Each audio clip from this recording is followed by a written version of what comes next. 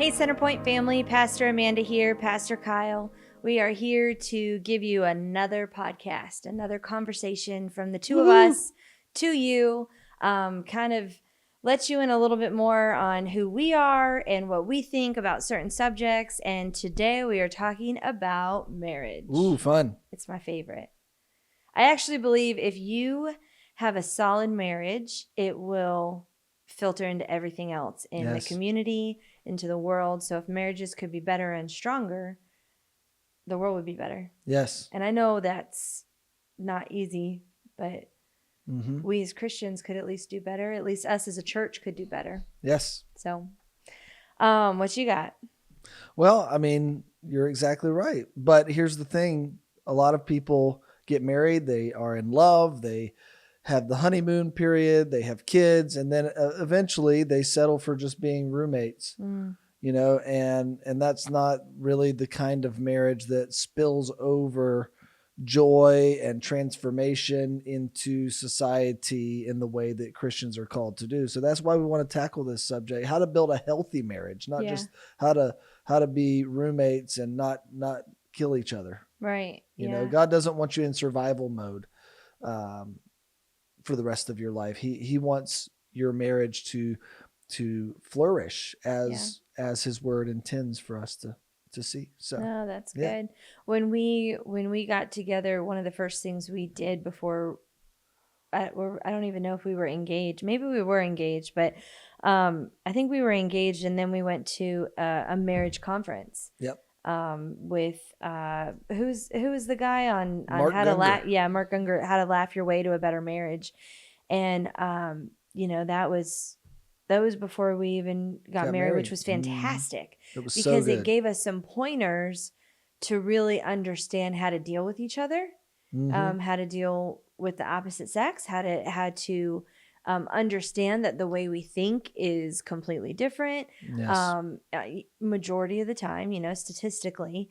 And then, so I thought that was beneficial. So we've kind of continued doing stuff like that. And we have, I mean, we just have a heart for marriages to be better. Yes. Because marriages are better, children are better. If children are better, then schools can be better. If schools are better, cities better. It just kind of, it flows into everything that you can think of. So before we got married, we actually read a book together, which was called The Covenant Marriage by, what's his name? Derek Prince. Derek Prince. So that was a long time ago. And one of the very few books that I really enjoyed reading, aside Not from much yours, of a reader, huh? right? Oh, you like my books, huh? I do like your books, very much. So I want you to talk about that. I want you to talk about what is a covenant marriage and what does it mean to actually have a biblical marriage, like the meaning behind the biblical meaning of marriage, not the worldly meaning. And that key word is covenant. Yes. And to make a covenant, God makes a covenant with us, and then we make a covenant together, and so it kind of flows into everything, and so us being that image of the bride of Christ here on earth really is about covenant. Right. So I want you to go ahead and speak on that first before we kind of get into some of the other things. Yeah, I really don't think you can have a healthy marriage until you understand what marriage is. And, you know, society will frame marriage as a contractual agreement between two individuals who are in love with each other. But, you know, Scripture defines it as a covenant between a man and a woman, and that there's a complementary union that takes place there. But not only that, covenant has a weightier concept to it.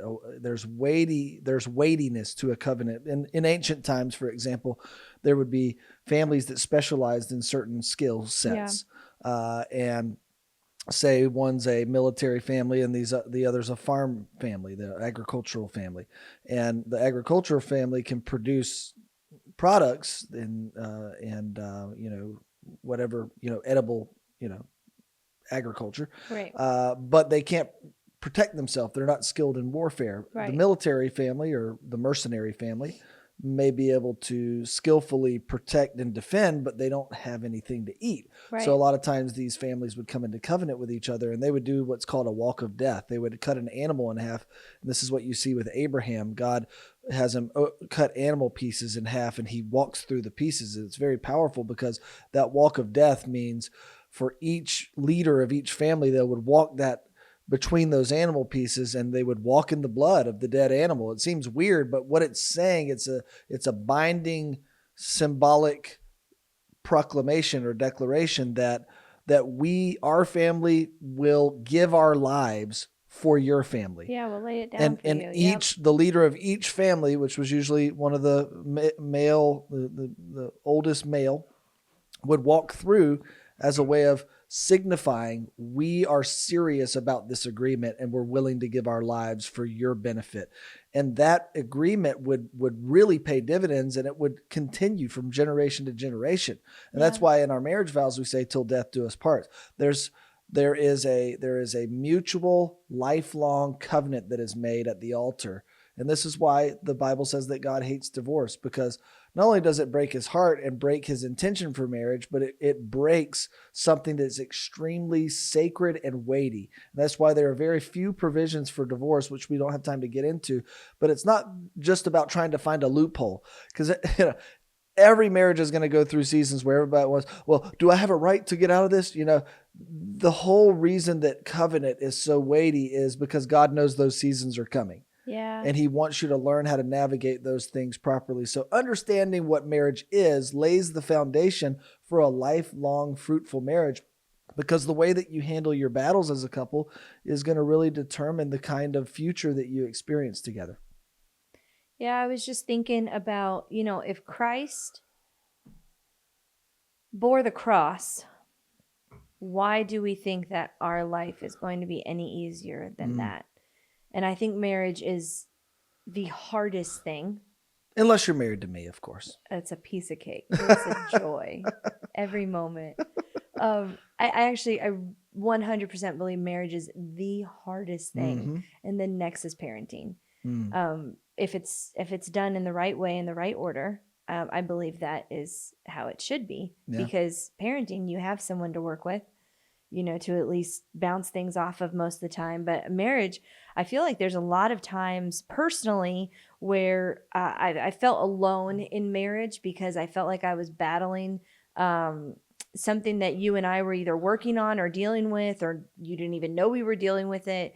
And I had to pray through it. So it was just me and God. It's just that long walk of, all right, Lord, I'm trusting you with this situation. Yeah. And I need you to kind of take care of it so that I don't bring it up in the wrong way. So that I don't bring it up not only in the wrong way, but it won't get resolved in the right way if I bring it up. So allowing the Lord and, the Holy Spirit to speak to you in areas, it is a very long walk of faith. So why do we think that our life is supposed to be any easier when Christ took the cross for us? Right. I mean, obviously we don't have to go take the cross, but we do have to bear some things. We do have to take on some things. He takes the first step in showing us what it means to love, Yeah. So I really believe that marriage should be hard in the best way. Yeah. Ever. I think it's the greatest fights I've ever had are with you. Because there have been fights for resolution. I do the greatest fights. Oh my gosh!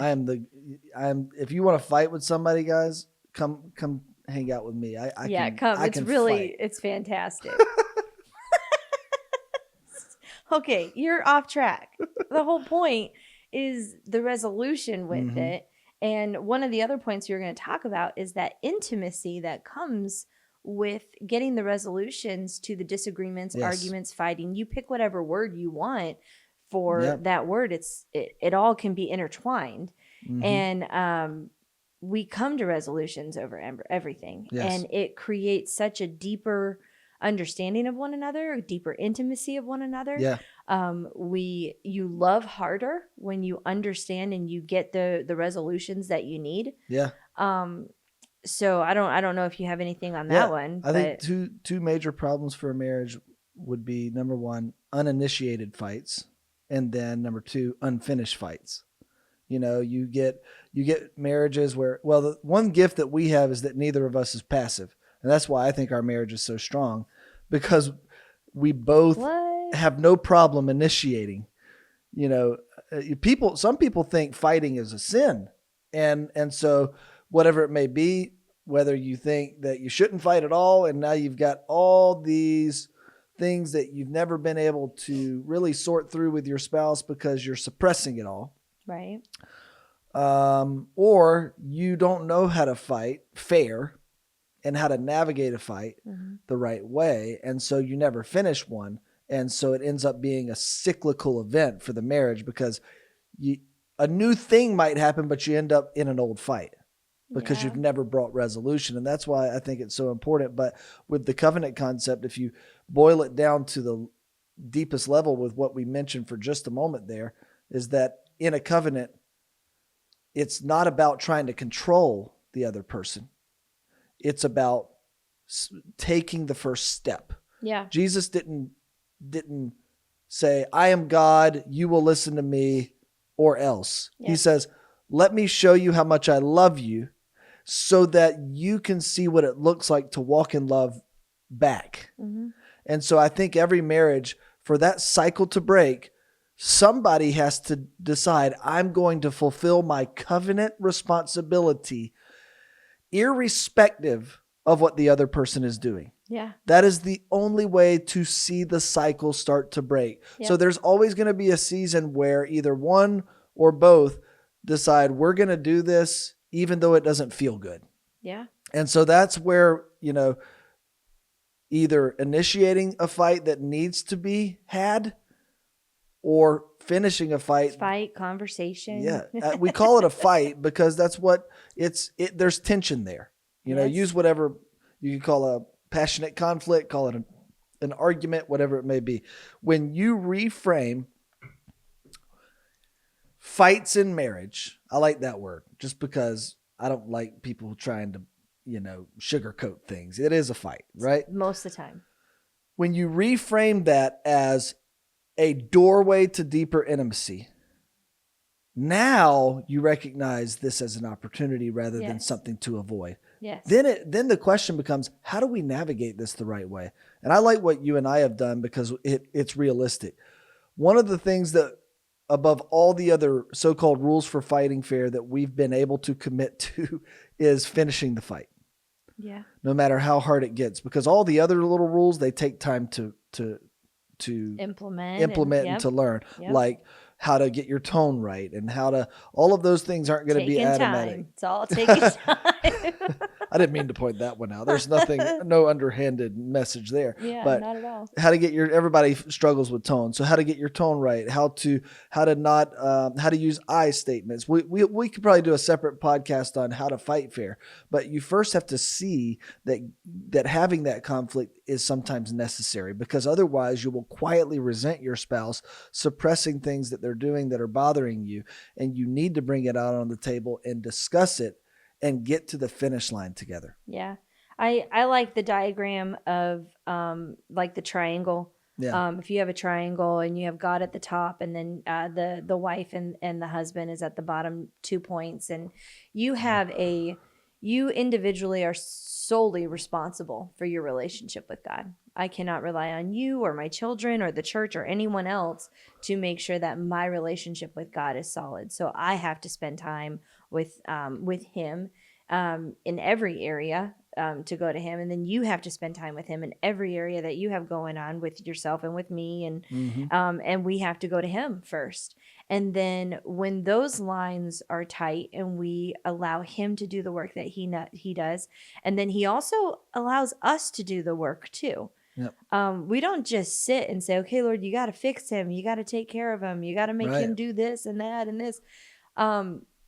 I personally self-evaluate, like, why am I frustrated with this? Mm-hmm.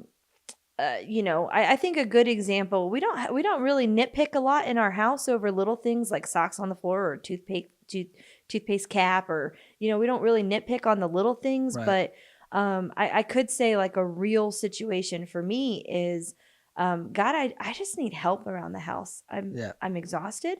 Mm-hmm. I can't do it all. I'm tired of telling my 4 boys and my husband, like, it's just one female in the house. I'm trying to tell them everything to do in every second. And can they just please figure it out? And And so I do pray on that. When I get really stressed out personally, I will take it to the Lord and say, all right, Lord, you first have to deal with me so that Yeah. my stress isn't coming out on everyone else.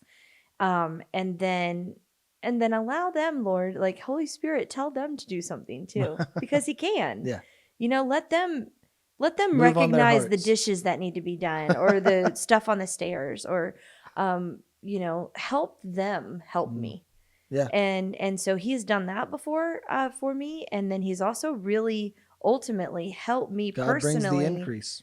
Yeah, but he helped me personally just kind of deal with my frustrations Yeah. so that I'm not exploding on my children or exploding on you. And we've had our scenarios, Right. and we're growing and working through all of that. Yeah.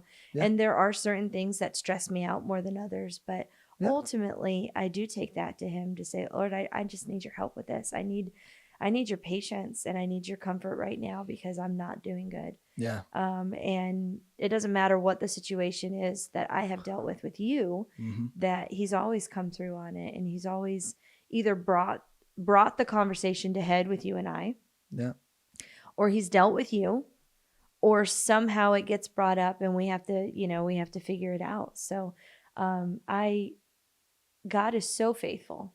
And even the small things, even the things that you have to deal with on your own, in marriage. And it's not that, and that helps you get God's heart too. Right. And I'm For not your saying spouse I'm alone pray. in my marriage. No, I actually have this intimate relationship with the Lord, Yes. that I go to him about things before I take it to my spouse, Yes. so that I can make sure my lane is clear, so that I can say, hey, I'm struggling with this.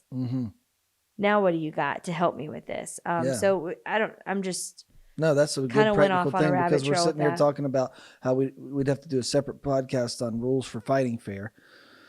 But at the same time, someone may be watching this podcast saying, okay, I see that I need to initiate fights. I don't mean to fight, like initiate conflict. I need to initiate a conversation that has the potential to become conflict.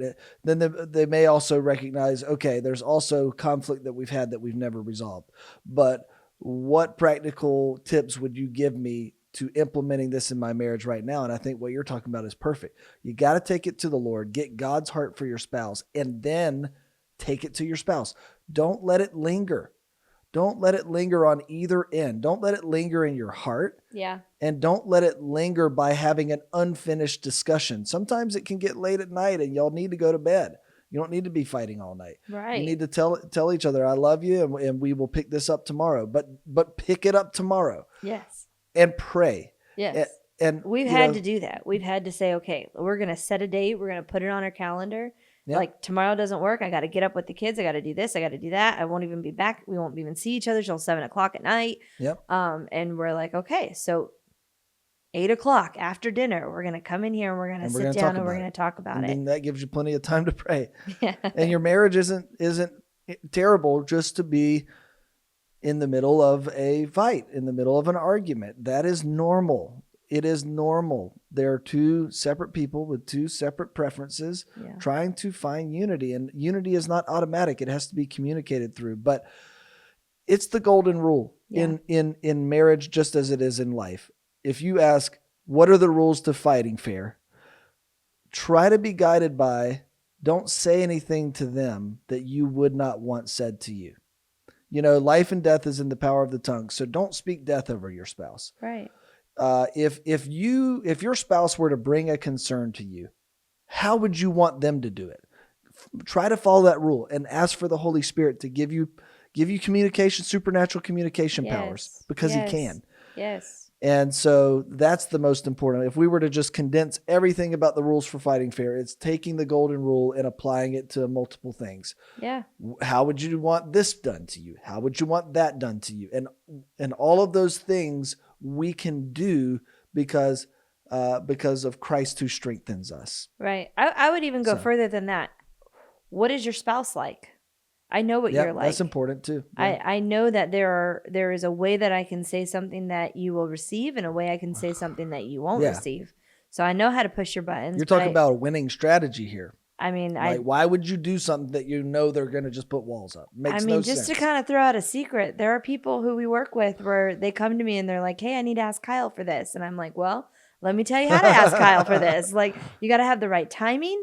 You got to have the right verbiage. You got to have the right answers already in place. Right. So like administratively, get to know your spouse. Yeah. Absolutely. So if there is something that's going through my mind that I'm like, oh, he's not going to like that. Like, I've got to pray about it more. I've got to spend more time on it. But to move on from that, our situation, like our marriage was much different at the very beginning than, really a biblical marriage was to be, right? So we were married. I had Wallace. Wallace was 3 when we married. And so we had to go into marriage not only learning each other, but we had to learn to be parents. We worked together at the same. I mean, we had so many things that the enemy used against us to really get us at each other's throat, at least for that first year of marriage. But what we realized after, finding a counselor and really spending time communicating and having the things that took place, that's the short version. Yep. We also realized very quickly that we really need to date each other and spend a lot of time with each other, that we come first. And as a single parent, becoming married and now having to rely on you to lead and having to figure all that out. And it was a lot. It was a lot to work through. So we do have to date. So we have, we were immediately pregnant. We then had 2 others. So we have 4 boys now after all these years. And before we ever moved here to Michigan, we really put into place to spend time with each other.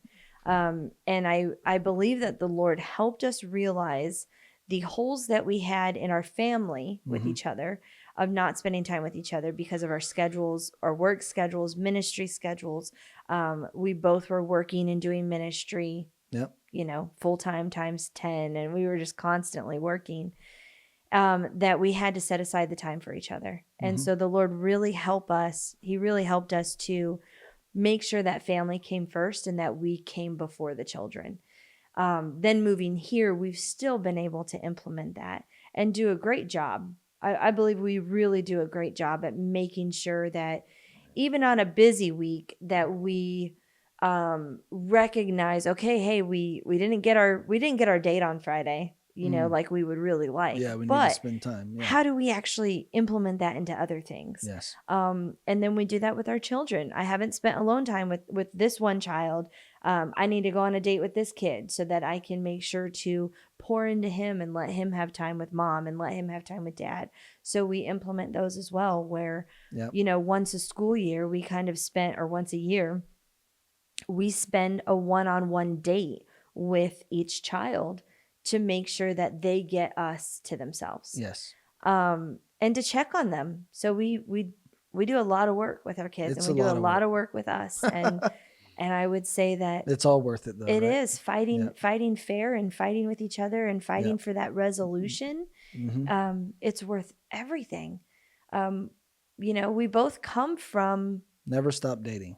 Never, but we both come from looking at our parents, where we have been able to see what's good and what's not good, and what we want to take on and what we don't want to take on. And everybody can see that in their own families, and so we really strive to see what it is that we want in our marriage, to make sure that we're doing it right and we're doing it together.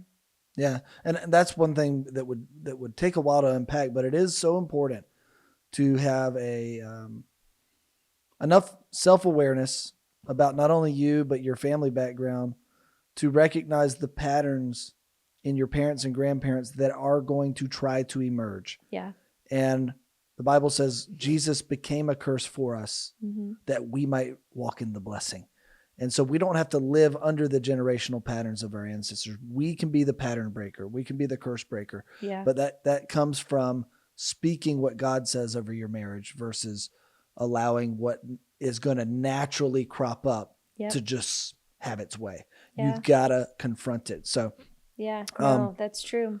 But yeah, I mean, just 2 thoughts on the dating thing is, you really got to make sure that nothing comes in the way of that that special time that you're carving out. And if there's a busy week, like you said, you got to renegotiate some things. You don't just kick the can down the road. You try to figure out a way to work it in as best you know how. And there are going to be times where that you drop the ball on that, but you forgive each other and you pick the ball back up and you make it something that is a integral piece of your marriage. Yeah. And that's so important. And the other thing is recognizing that by prioritizing time with one another, it is not neglecting your kids. It is setting a proper example for them that will set them up for a successful marriage in the future. Yeah. And one other thing that's key, I think, that we'll finish out with is the idea of never underestimating the importance of your sex life. True. And why do I say it that way? I'll just throw one thing out there. Where the devil destroys marriages the most would be in 3 areas: finances, communication, and sex. Lust. You can't underestimate the importance of your sex life, because not only is there a biological, thing going on there, there's also a spiritual thing going on there. Your sex life is something that is special that you and your spouse have that you have with nobody else. Yeah. And this is why the enemy attacks that area. And this is why Paul says, only allow there to be a break in that area of your life with mutual consent for prayer and fasting, but not too long. Come back together so that the devil doesn't tempt you. Absolutely. So don't underestimate that by stewarding your sex life, you are waging spiritual warfare on the enemy. Yeah. And I think it's so important to frame it not only in that way, but understanding the multiple layers, that this is not just about you getting your needs met sexually from your spouse. That's one piece, but it's also you investing in the relationship on a level that pays dividends to a degree that's hard to even wrap your mind around. And so it's so important, but I want to hear what you kind of would say to that, honey. Well. I think I would say that that's also a lot of work. I think it is for the men who, I think, because pornography is statistically greater with men, as we know, than with women. Still not completely without. There are a lot of women who struggle with that. So I think there is just the eyes being the window to everything. For a man to be able to not have lust in areas, he really has to have self-control. Yes. And that has to be a really strong fruit in his life, to be able to not look at the right thing, or in any area, right? Social media, in person, whatever. You got to be disciplined. Discipline even with just not even being alone in the same room with the opposite sex is something that we've had. One wrong move can ruin a lifetime of marriage. Absolutely. So I think that's one thing, but then for the female, I think statistically, women have a harder time to be in a place for intimacy. Mm-hmm. And I believe that the enemy really loves that we're tired. He really loves that we get a headache. He really loves that we, don't feel good, or, hey, I've been dealing with the kids all day, so I'm done. I'm kind of spent. He loves that. Absolutely loves that. And that's his playing field. And if we allow him to get into that area, we will lose. We will lose ourselves, and we will lose our marriage if we don't fight it.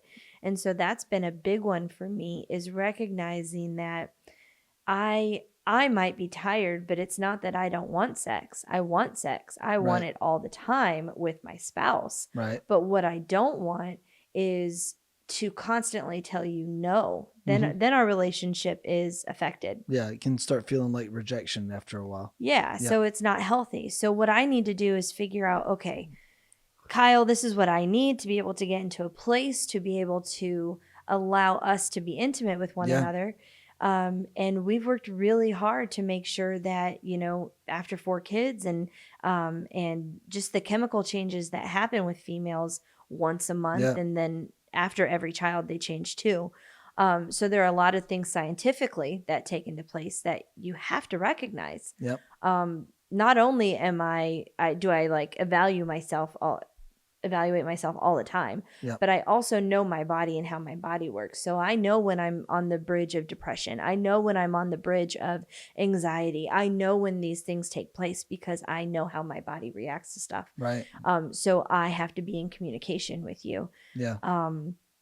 I have to communicate with you and trust that you're going to help me get to that next, whether it's depression or anxiety or intimacy. Yeah.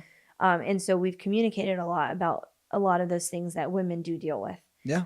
In children, when you have children in this scenario, it adds a whole different ballgame. Dynamic. Yes. But you got to fight for that area of your marriage. Absolutely. You know? It's so easy with all the things that you're talking about to just say, you know what, this season of our marriage, we're just going to have to take a step back from that area. Or let's wait till and we get away. You cannot allow that to happen. You've got to stay diligent. You got to talk through it. You got to come up with solutions because you can't underestimate that area. The enemy will pounce if you're not watching it. Mm-hmm. Yeah. And there have been times where I've tried to fight things that were going on emotionally, where I mentally couldn't even get into a place. And I'm like, okay, let's go ahead and let's try and have some time together. And it doesn't work because I'm like, I just can't. Like I'm struggling today. And you've been very compassionate and understanding with that. So not everybody has that spouse. And that's important, you know, and that's the area I would speak to. That's the male side. The men, you can't grab the Bible verse that I quoted a few minutes ago and say, see, we can't, you know, we need to have sex. That's not a working strategy. And that's, you don't, if you're the kind of man that would want your wife to engage intimacy with you under pressure, then you need to really step up, you know, into the godliness that God's calling you into, first of all. But second of all, men are like microwave and women are like crock pots. And it's like, we have to realize as men that they are not wired the same as we are biologically. The reason that there's a human race is because God created men with a very strong sex drive, and it has populated the earth, and that's God's mandate. Fill the earth, be fruitful and multiply. Yeah. But she is not typically wired the same way. There are certain exceptions to the rule, but typically it takes there's more that needs to be thought through for, like you were saying, for her to get into that place. And all of these topics are a separate podcast, but we're at least touching them to get couples to start thinking about these areas. And she may need you to rub her shoulders. She may need you to give her some quality time. She might have some things with the kids and with work and with whatever she's going through that she needs to unload emotionally and talk to you about before she's ready. So if you want to get to that place, men, where she's ready to have an authentic time together with you in terms of sex life, there really needs to be a conversation about what does she need. And just like you're saying, what I have really appreciated about you in marriage is that you're willing to have that conversation instead of just saying, well, like we were saying, falling in that temptation of, well, this season's just too busy. We're just going to have to wait until the kids are a little older, or we're going to just have to wait until work settles down. Or like, if you start taking that bait, get ready. It's going to get bad quick, and you got to fight for your marriage. Yeah. So. It comes back to taking care of your own lane. Yep. You know, I want to make sure biblically and unto God that I'm doing what's right. Yes. And so if I am withholding anything from you for any reason, it's wrong. It's just wrong. And so I've just always made sure that, number one, I've either communicated and made sure that you understood where I'm at if something is not able to happen. Yep. Or I find how to work myself to get into that place. Right. So that I can be the best that I can be for you in those moments. So amen. Good stuff. Yep. I mean, we dropped a bunch of bombs. Please let us know in the comments what you think. I think what's awesome though is that we have something new. So we started a marriage life group over a year ago. In our home. And so what we did is we actually are bringing the marriage life group to the church for a marriage night. And the idea is that we really want to have these mini marriage conferences once a month so that we can have a group where we can have iron sharpens iron, where couples can really get together and find ways to grow in our marriage. We have a whole plan for this whole year to be able to go by where we're able to really dive in and have one-on-one activities with our spouses. We did communication the last time, so we dealt with something called a daily temperature reading that was given to us when we first got married.